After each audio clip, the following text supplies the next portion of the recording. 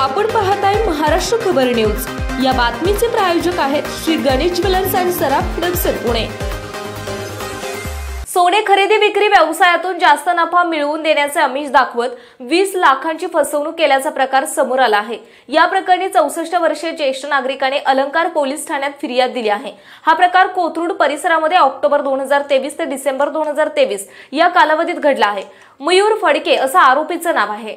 एरंडवणे परिसरात राहणाऱ्या अशोक चुनीलाल कटारिया वय 64 यांनी मंगळवारी 16 तारखेला अलंकार पोलीस ठाण्यात फिर्याद दिली आहे। त्यानुसार मयूर फडके याच्यावर फसवणुकीसह अन्य कलमांतर्गत गुन्हा दाखल करण्यात आला आहे।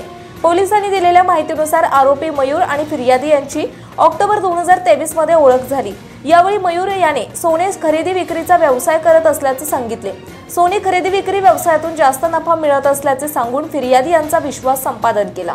त्यानंतर फिर्यादी यांना सोने खरेदी विक्री व्यवसायातून जास्त नफा मिळवून देतो असे आमिष दाखवून गुंतवणूक करण्यास सांगितले। मयूर याच्यावर विश्वास ठेवून फिर्यादी यांनी आरोपीला 20 लाख रुपये रोख स्वरूपात दिले।